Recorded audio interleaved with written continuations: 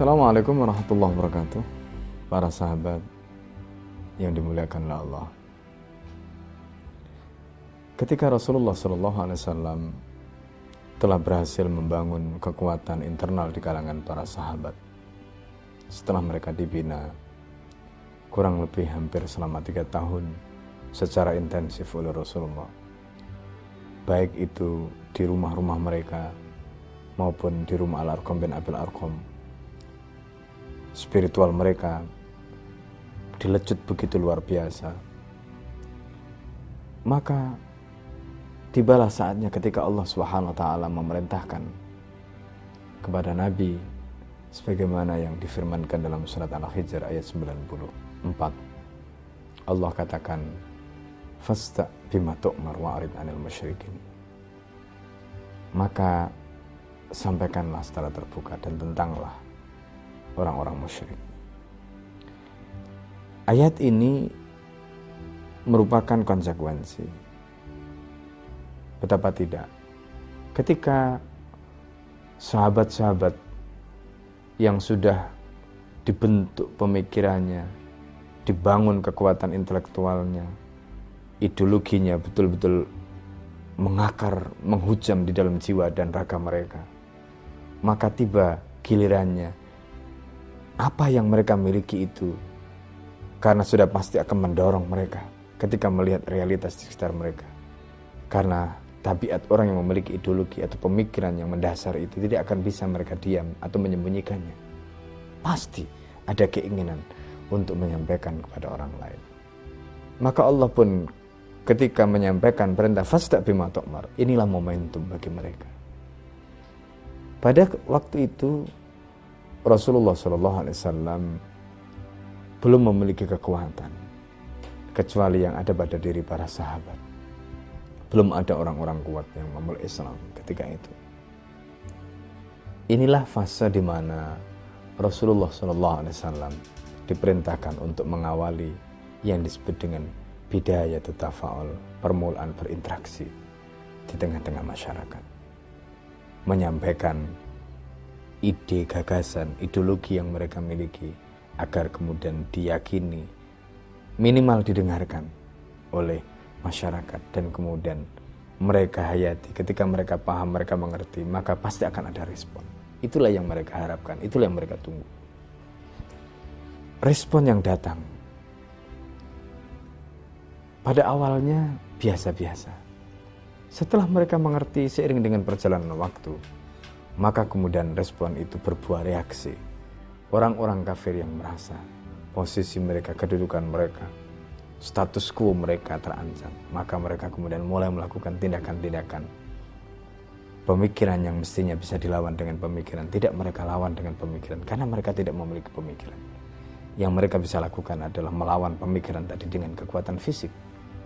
Maka mereka mulai melakukan penyiksaan demi penyiksaan. Banyak korban kemudian berjatuhan di kalangan sahabat. Meski tidak semuanya syahid, tetapi setidaknya yang terluka jumlahnya cukup banyak. Itulah fase di mana Rasulullah dengan para sahabat mengalami reaksi atau respon yang didapatkan dari dakwah yang diemban oleh baginda Nabi Sallallahu Alaihi Wasallam. Setelah gagal dengan penyiksaan demi penyiksaan tadi, mereka pun melakukan upaya yang lain. Harapannya upaya ini berhasil, tetapi ternyata tidak. Sampailah kemudian akhirnya Rasulullah SAW mendapatkan support, mendapatkan tambahan tenaga karena adanya orang-orang kuat yang memeluk Islam. Ketika itu Hamzah yang lebih dulu masuk Islam, kemudian diikuti tidak lama kemudian oleh Umar bin Khattab radhiyallahu anhu.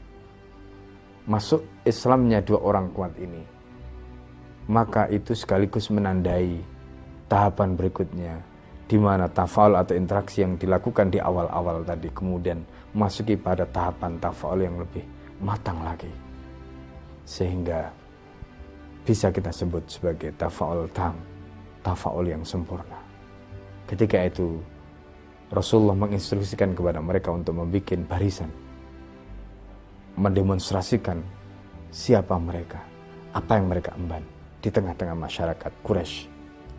Mereka kemudian akhirnya mengambil uslub atau cara dengan berbaris dua barisan, dipimpin oleh Hamzah, dipimpin oleh Umar, lalu kemudian tawaf mengelilingi Ka'bah, menarik perhatian orang-orang kafir Quraisy ketika itu. Setelah fase itu, tantangan demi tantangan bahkan semakin sengit dihadapi oleh mereka. Tetapi semua tantangan, baik itu penyiksaan, penganiayaan, dan berbagai macam yang mereka lakukan tidak berhasil menyurutkan perjuangan Nabi dan para sahabat.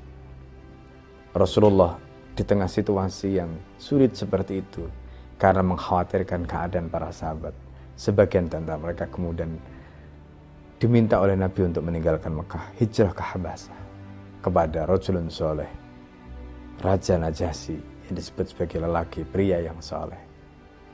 Dan di sana kata Nabi, mereka tidak akan mendapatkan penyiksaan, penganiayaan. Berangkatlah mereka ke sana. Tetapi orang kafir Quraisy pun mereka tidak mau diam. Dikirimlah Amr bin As untuk melakukan provokasi agar orang-orang Quraisy yang sudah memeluk Islam ini dipulangkan ke Mekah. Tidak cukup dengan itu, mereka pun menyebarkan fitnah. Tidak cukup dengan itu, mereka pun kemudian melakukan pemboikotan. Pendek kata, upaya-upaya tadi ditujukan untuk satu, menghalangi supaya kemudian dakwah yang dilakukan oleh Nabi tidak berlanjut. Tetapi apa yang terjadi? Ternyata mereka salah. Karena kekuatan mabda, kekuatan ideologi ini tidak bisa mereka bunuh, tidak bisa mereka kalahkan. Itulah hasil yang didapatkan, hasil yang ditanamkan melalui tafa'ul mal ummah, berinteraksi dengan umat. Dan itulah yang bisa kita ambil sebagai pelajaran, bahwa di tengah situasi yang sulit begitu luar biasa, Rasulullah tidak bergeming, menunjukkan bahwa aktivitas ini hukumnya adalah wajib.